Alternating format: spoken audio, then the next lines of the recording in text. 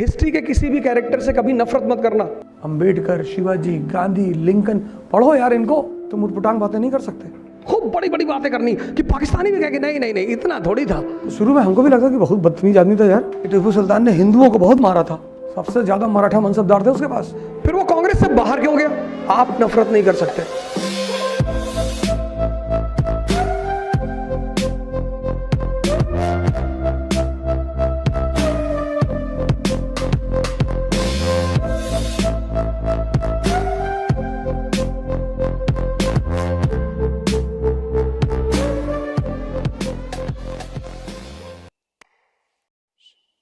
दो country America ने बनाई, एक पाकिस्तान 1947 में और दूसरा इजराइल 1948 में।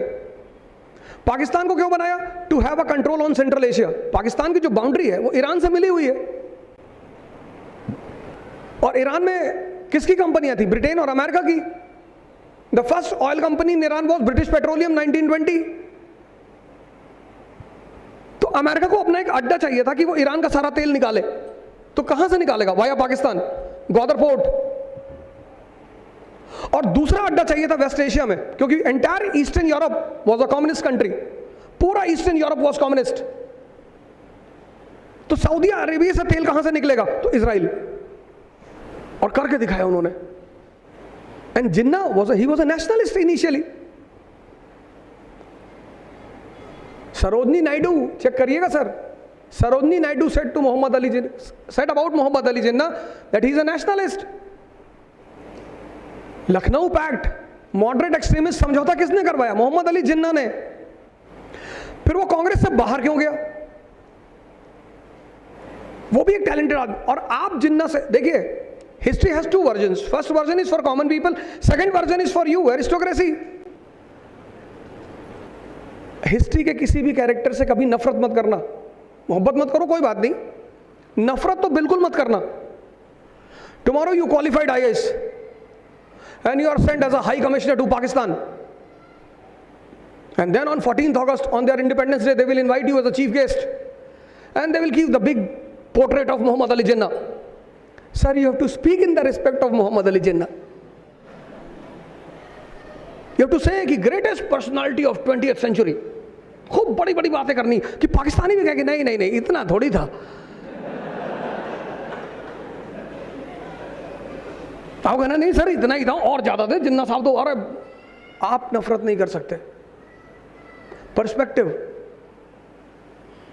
आपको चुनाव लड़ना है इस देश में, वोट बैंक की राजनीति करनी, आप जिन्ना को कुछ भी कहिए, but as a bureaucracy for us they all are characters. ये सब हमारे लिए कैरेक्टर है, हमें इनसे सीखना है। आम आदमी इसीलिए आम है, उसको समझ में नहीं आती चीजें। Today celebrating a Jayanti is a very good thing and it should be celebrated by everyone to learn from those personalities, because every great personality has a history of struggle. Ambedkar, Shivaji, Gandhi, Lincoln पढ़ो यार इनको, तो तुम्हारी लड़ाई आसान हो जाएगी।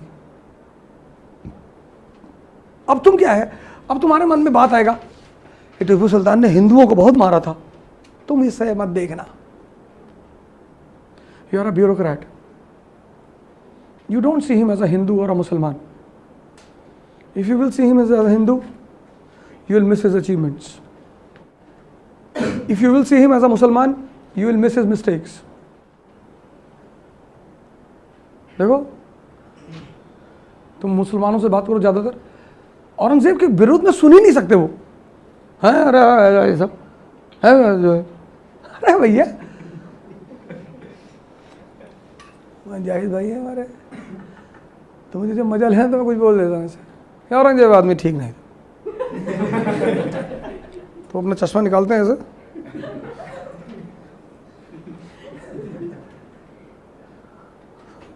मजा लेना है मुझे।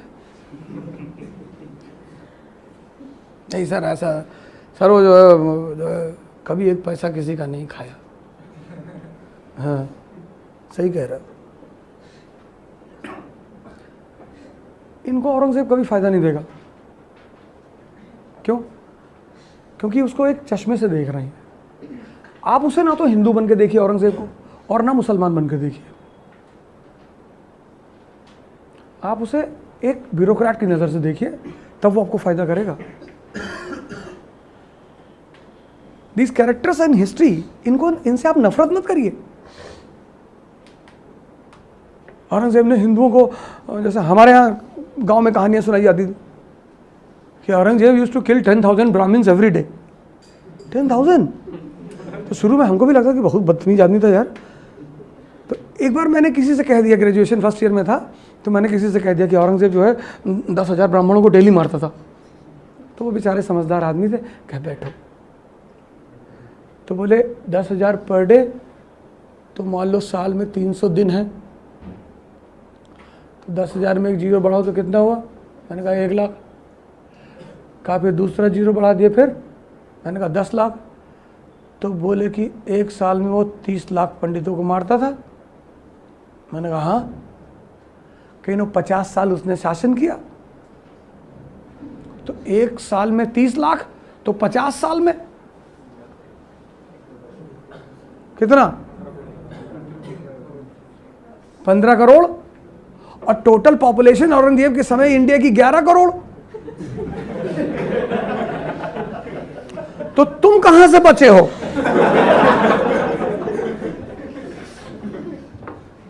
मैं अगली बार आऊंगा अपनी डायरी लेकर आऊंगा, क्योंकि मेरे साथ जब कोई बड़ी घटना घटती है ना, तो मैं उसे आज भी नोट कर लेता हूं। उस दिन जाके मैंने लिखा कि यार किसी की सुनी सुनाई बात कभी नहीं बोलनी चाहिए। उसने कहा नहीं कोई बात नहीं, तुम बाहर कहीं आओ और ईरान से आए हो।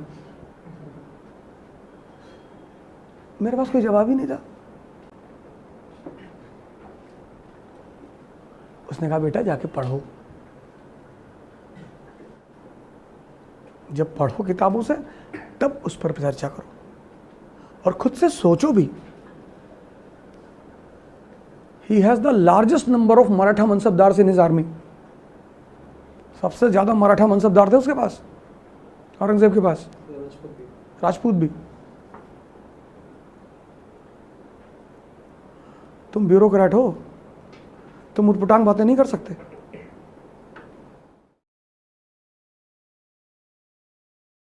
हमारे कानपुर में है इकरा आईएएस बाय ओझा सर, जो आईएएस और पीसीएस की प्रेपरेशन के लिए लाए हैं बेस्ट फैकल्टीज फ्रॉम दिल्ली। तो अब मतलब वो सारे के सारे लोग जो कि आईएएस और पीसीएस की प्रेपरेशन के लिए दिल्ली जाने की सोच रहे हैं ना, तो अब उन्हें दिल्ली जाने की बिल्कुल जरूरत नहीं है, क्योंकि ओझा सर की देखरेख में इकरा आईएएस लाए हैं new offline batches for UPSC IAS PCS के बाद join NCERT basics and GS pre का मेंस फाउंडेशन बैच सिर्फ और सिर्फ इकरा आईएएस, वो भी 9 नंबर क्रॉसिंग हमारे शारदा नगर कानपुर में है।